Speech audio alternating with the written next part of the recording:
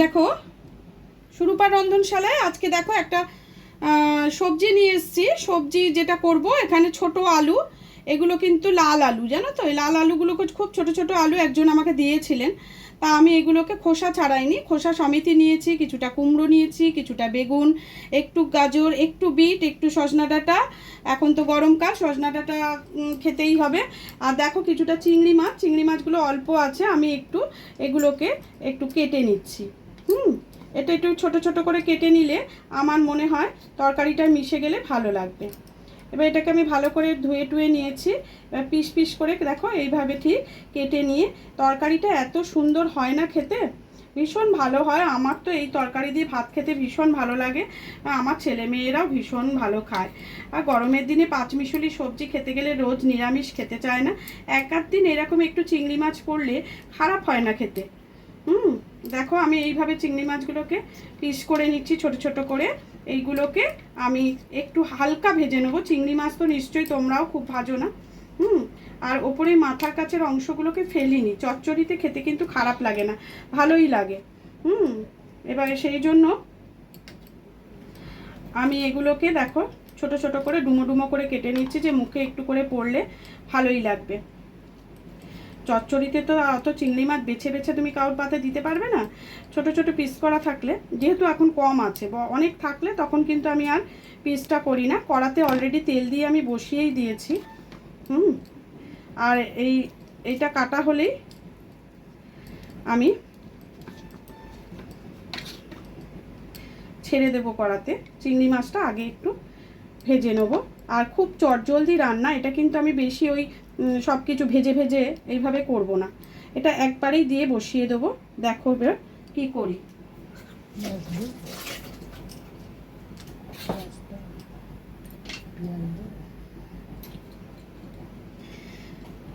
এতে একটু সামান্য হলুদ দিয়ে দিলাম, আর দিয়ে দিচ্ছি একটু অল্প করে সামান্য একটু নুন। এবারে এটাকে একটু নুন হলুদ মাখিয়ে নিয়ে, দেখো তেলটা প্রায় জ্বলে গেছে। এবারে আমি কড়াতে মাছটাকে ছেড়ে দিলাম, হালকা নাড়াচাড়া করে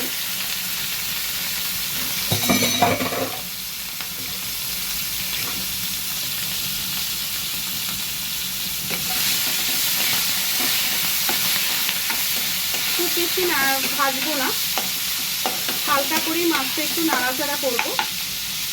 এটা নাড়াচাড়া করতে করতেই এর মধ্যে খানিকটা পেঁয়াজ কুচি আমি দিয়ে দিলাম।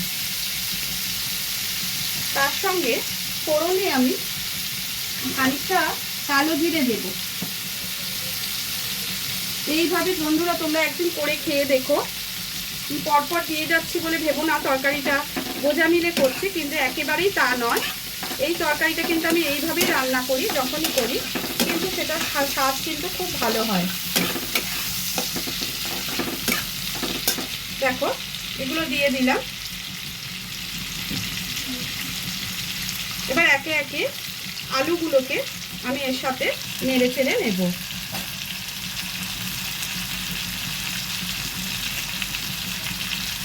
একটু ভেতরে ভেতরে বিটটাও দিয়ে দিলাম। ভেতরে ভেতরে যে আলুগুলো ঢুকে গেছে সেগুলো হয়তো আমি বের করতে পারলাম না, কেননা আমি আনাজগুলোকে ধুয়ে কেটে বেছে সব একটা জায়গাতেই রেখেছি।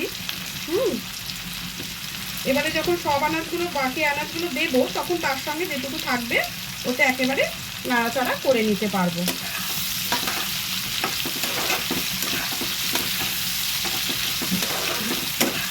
এই আলুটা কিন্তু সেদ্ধ হতেও সেরকম সময় লাগে না, জানো তো? আলুটা খুব তাড়াতাড়ি হয়ে যায়। এবার বাকি আনাজগুলো আমি দিয়ে দিলাম। কী কী দিলাম বলো তো?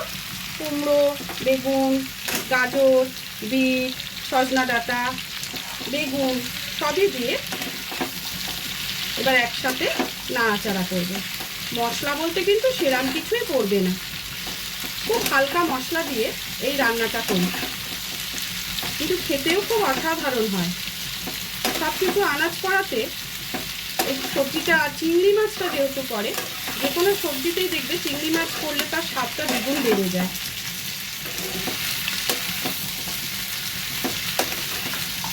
নিরামিষে এক এক সময় এতে আমি বেসনের বড়া করেও দিই, কিন্তু যেহেতু আজকে একটু চিংড়ি মাছ দিচ্ছি, তাই আর বেসনের বড়াটার আমার দরকার পড়লো না, কাটলিটা অনেকটা বেঁচে গেল। তোমরা কালো জিরের সঙ্গে একটু শুকনো লঙ্কা ফোড়ন দিতে পারো, আমি দিলাম না, অতিরিক্ত গরম পড়েছে তো, যতটাই হালকা খাওয়া যায় ততই ভালো। মশলার মধ্যে দেখো এর মধ্যে দিচ্ছি খানিকটা হলুদ গুঁড়ো, পরিমাণ মতো, যতটা লাগবে ততটাই তোমাকে দিতে হবে, বিশেষ কিছু মশলা এতে পড়বে না। এতে দিলাম একটু কাশ্মীরি লঙ্কার গুঁড়ো,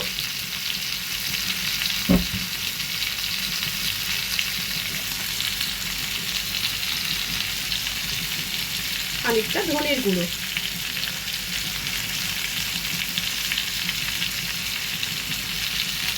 পরিমাণ মতো নুন,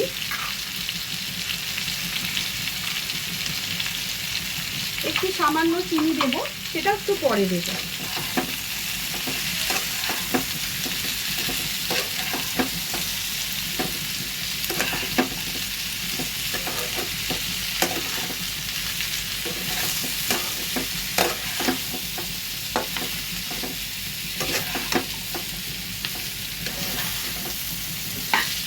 দেখো একটু কষে নিয়ে অল্প জল দিয়ে চাপা দিয়ে দিলেই তৈরি হয়ে যাবে আমার চিংড়ি মাছ দিয়ে পাঁচমিশালি তরকারি। এই পাঁচমিশালি সবজিটা খুব ভালো লাগে খেতে, তোমরা যদি একবার করো আমার মনে হয় আমার কথাটা তোমাদের ভালো লাগবে। হ্যাঁ, পরিমাণ মতো জল দিয়ে দিলাম, বেশি জল কিন্তু আমি দিইনি। দেখো এবার এটাকে একটু চাপা দিয়ে হতে দেব, আর তার আগে একটু চিনি দিয়ে দেব, এতে কিন্তু একটু চিনি পড়বে।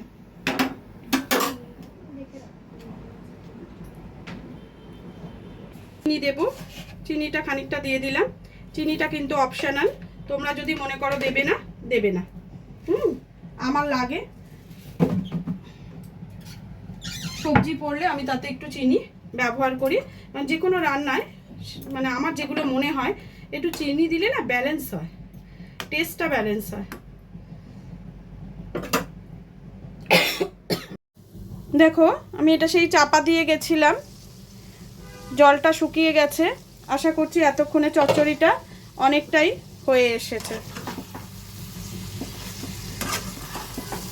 নুন মিষ্টিটা অবশ্যই চেক করে নেবে, খুব সুন্দর একটা গন্ধ বেরোচ্ছে চিংড়ি মাছ দিয়ে। তো দেখো কতটা সবজি দিয়েছিলাম আর কতটুকু হয়ে গেছে।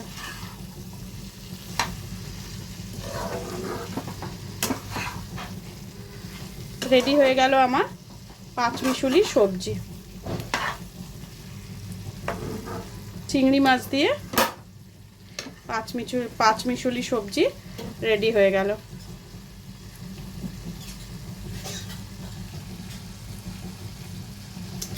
তাহলে আজকের মতো ভিডিওটা এখানেই শেষ করছি, আবার অন্য কোনো দিন অন্য কোনো ভিডিওর সাথে চলে আসবো।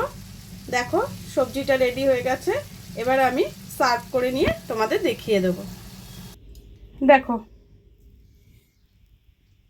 পাঁচমিশালি সবজি চিংড়ি মাছ দিয়ে রেডি করে ফেলেছি। হ্যাঁ, তাহলে আজকের মতো ভিডিওটা এখানে শেষ করছি, আগামী দিন অন্য কোনো ভিডিওর সাথে চলে আসবো আবার তোমাদের কাছে। টাটা।